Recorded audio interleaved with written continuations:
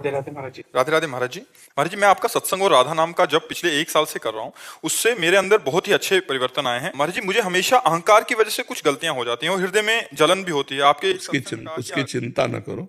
अहंकार बहुत पुराना रोग है। अनेक जन्मों से हम इसी अहंकार के वशीभूत होकर जन्मते मरते आए हैं। आज आपने रोग पकड़ तो लिया, कल तक तो पकड़ा नहीं गया था, तो हमारी दुर्गति करवा रहा था। आज पकड़ लिया है और साथ में दवा चल रही राधा नाम की, धीरे धीरे खत्म हो। अब जब अहंकार आपको आएगा तो आपकी जलन पैदा होगी कि यार मैं क्यों अहंकार कर रहा हूं। सुधार शुरू। पहले तो अहंकार करने में अच्छा लगता था, अब अहंकार करने में बुरा लगता है। बुरा लगता है तो नष्ट हो जाएगा। नाम जप करते रहो, पवित्र आचरण रखो, तो धीरे धीरे भगवान की कृपा से, ये भगवान की कृपा से दूर। अहंकार नष्ट हो गया तो महात्मा हो गया। पैंट शर्ट में भी महात्मा हो गया। अहंकार जो रहित है वो भगवान का प्रियजन है, वो संत है, वो महापुरुष है जो अहंकार रहित है। जिसका जितना देहाभिमान गलित हुआ है वो उतना ही बड़ा महात्मा कहा जाता है, और जिसका सर्वतोभावन गलित हो गया, अहंकार रहित, वो जीवन मुक्त महापुरुष होता है। जी। सुमित जी हरियाणा से। श्री हरिवंश। महाराज जी, आपके चरणों में कोटि कोटि प्रणाम। महाराज जी, एक उपासक कह रहे थे कि भजन करते समय कभी कभी उनका मन बहुत आनंद महसूस करता है, परंतु उस स्थिति में भजन धीरे धीरे रुक जाता है। महाराज जी, उपासक उस स्थिति में क्या करे? भजन पकड़े कि भजन छोड़ दे?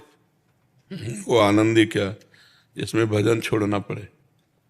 यहां तक कि सामने भगवान खड़े हों और ये हो कि भजन छोड़ दो, तो हम भजन छोड़ दें, भगवान को पकड़ ले तो बेवकूफी होगी। समझ रहे हो? ये महापुरुषों के अनुभव की बात बता रहे, क्योंकि भगवान पकड़ में आने वाले नहीं है, भजन से ही वो आए हैं। जैसे पतंग और डोरी, पतंगो यथा त्वाम अनुभ्राम्यमाणा, डोरी को हम नजदीक खींचते हैं, पतंग नजदीक आती जाती है। डोरी हमारे हाथ से छूट जाए, पतंग चली जाएगी। नाम है डोरी, भगवान है पतंग। कभी भी नहीं। आनंद में तो और उलझ करके भजन होता है। आनंद की उमगन में तो परमात्मा आनंद जब बढ़ता है ना, तो अशुभ प्रवाह होने लगता है, रोमांच होने लगता है। भगवान की सुंदर मनोभावमयी मूर्ति सामने होती है और उपासक उनसे बात करता हुआ, रोता हुआ उनका सुमिरन करता है। ऐसा कौन सा आनंद आया भैया जिससे नाम छूट गया, भजन छूट गया? हमें तो जीवन में ऐसा अनुभव नहीं हुआ। जो चीज प्रिय लगती है उसे और पाने की इच्छा होती है, त्यागने की इच्छा होती है। रबड़ी अच्छी लगेगी तो रबड़ी का स्वाद लेने में रबड़ी को हम फेंक देंगे क्या? क्योंकि रबड़ी से ही तो स्वाद आ रहा है। तो भगवदानंद की जो अनुभूति हो रही है वो हमें भजन से हो रही है। हम भजन छोड़ दें और भगवदानंद तो कितनी देर टिकेगा वो भगवदानंद? ऐसा भगवदानंद कैसा जो भजन से रुचि कर दे। समझ पा रहे हो?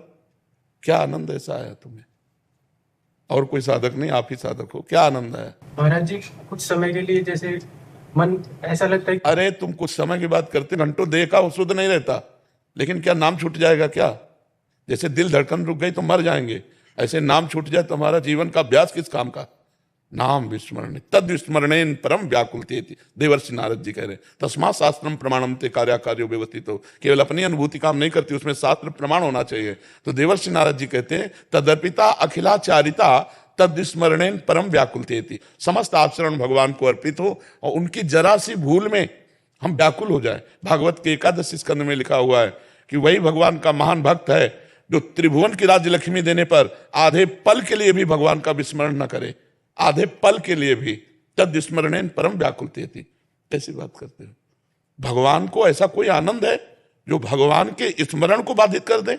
नहीं, ऐसे हमें आनंद की जरूरत नहीं। अभी तो आप भजन की बात कर रहे हो। एक नवीन उपासक, गोपी भाव का सिद्ध पुरुष, गोपी बनकर के श्री लीला राज्य में प्रवेश किया, तो युगल सरकार राधा कृष्ण रास करके पुष्प शैया पर शयन कर रहे हैं, और उसकी बड़ी गुरु रूपा गोपी ने उसको पंखा दिया कि रास से श्रमित होकर प्रिया प्रीतम कुसुम शैया पे विश्राम कर रहे हैं, तू पंखा कर। तो श्रम बिंदु छोटे छोटे भाल पर युगल सरकार लेते हैं, वो पंखा कर रहे हैं। पंखा करने में इतना सुख हुआ कि मुझे पंखा करने का सौभाग्य प्रिया प्रीतम को, और प्रिया प्रीतम को जब वायु लगी तो एक आनंद की उनसे अनुभूति उसको हो रही। इतने में जड़ता संचारी भाव आ गया, उस आनंद को भोगने लगी और पंखा रुक गया। तो उसकी गुरु रूपा गोपी आई और झटक कर बाहर कर दी कि तू सेवा की अधिकारिणी नहीं, तू सेवा सुख में डूब गई और सेवा रुक गई। ऐसे नहीं, प्रवीणता, भजन की प्रवीणता। आनंद में तू इतने डूब गई कि सेवा रुक गई, इसलिए तू आनंद भोक्ता बन गई, अभी आनंद देने वाली नहीं बनी। और प्रेम में देना होता है, लेना नहीं होता। प्रेम एक गूढ़ विषय होता है, और ये भजन मार्ग प्रेम मार्ग है। इस चाहे आत्मरति हो या श्री कृष्ण रति हो, यहां देना ही देना है। जो अल्प सुख में रुक जाता है वो भूमा सुख का अधिकारी नहीं होता। जो छोटे से परमात्मानंद में जरा सा मिला और उसमें तृप्ति का अनुभव कर भजन छोड़ दिया, साधन छोड़ दिया, वो कभी सिद्ध पुरुष नहीं हो सकता। जो महान से महान सुख को भी हटाता चला जाता है, जैसे तैराक आए हुए जल को चीरता चला जाता है तो पार हो जाता है। अभी तो आनंद परमात्मा का मिला ही नहीं आपको, अभी तो आनंद कोश का आनंद मिला है। अपने अंदर 5 कोश है, मनोमय कोश, अन्नमय कोश, प्राणमय कोश, आनंदमय कोश, विज्ञानमय कोश।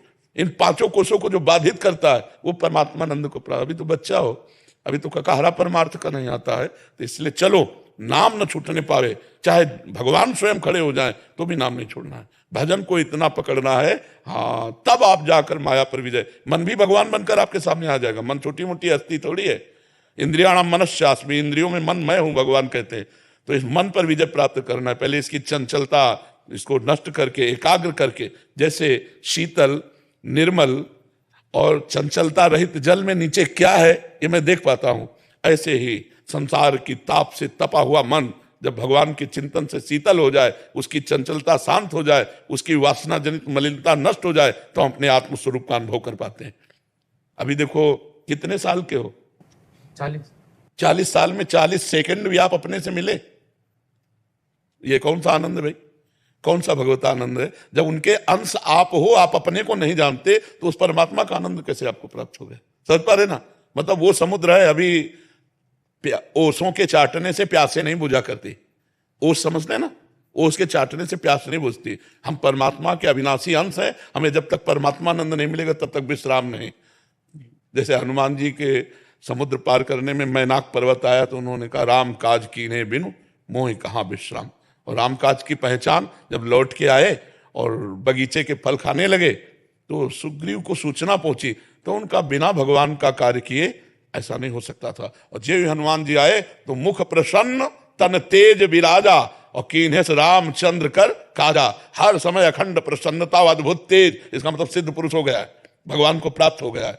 मुख प्रसन्न तन तेज विराजा कीन्हे रामचंद्र कर काजा। तो जब तक भगवान का दिया हुआ पूरा साधन सिद्ध ना हो जाए तब तक साधक को सुख नहीं भोगना चाहिए। नहीं, बड़ी बड़ी घाटियां हैं, अभी क्या है, अभी तो सुख ही नहीं आया, अभी तो उठे ही नहीं मानुष धर्म से। दैवी शक्तियां सुख देने लगती है, अप्सराएं, नाना प्रकार का वैभव ऐश्वर्य, लेकिन भूले ना हम कहाँ के पथिक हैं। हमें एकमात्र भगवान चाहिए। ये सब चकाचौंध माया की नहीं, वो चाहे जितना फेंक दे, हमें रोनते हुए आगे बढ़ना। अगर रुक गए, मनोरंजन करने लगे तो हो गया, फिर आप फेल हो गए। कंचन, कामिनी, कीर्ति, ये 3 बहुत बड़ी घाटियां हैं। इनको जो पार कर ले वही परमात्मानंद का अनुभव करता है। जी।